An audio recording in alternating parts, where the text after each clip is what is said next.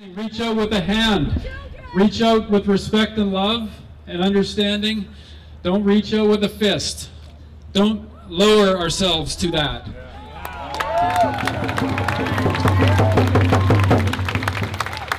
So again, a big thank you to you all for being out here.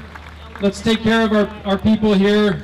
Let's get stronger through this. This is how we build strength and our diversity. This is how we make our city and our world greater, by standing together for hope and peace and love, and standing up and speaking out against those words of hatred and racism. We cannot tolerate that in our midst.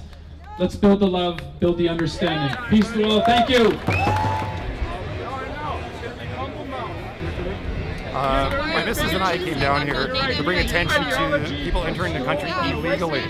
We have no problem with people entering people coming into the country illegally, applying to come to this country, like many people have.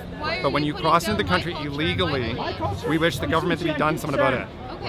So we are not white supremacists. Both my children are non-white. My missus here is First Nation also, and we believe that if you're going to come here, come in the proper way, as other generations of people have. And just wanted to come out and show solidarity with the people who would be the victims of that kind of rhetoric. What do you think about the right to free speech? Do you believe in that?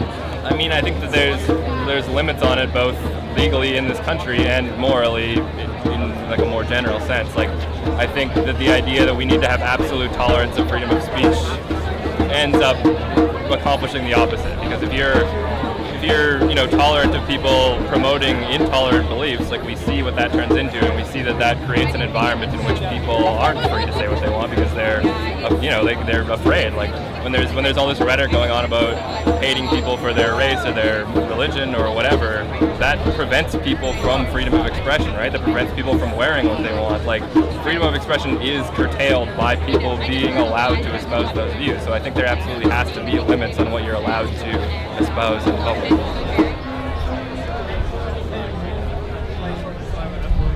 Premier John Horgan asked me to read a message on his behalf, and so I will do that now. Friends, hate has no place in our province. We reject all forms of racism, discrimination, intolerance, and bigotry.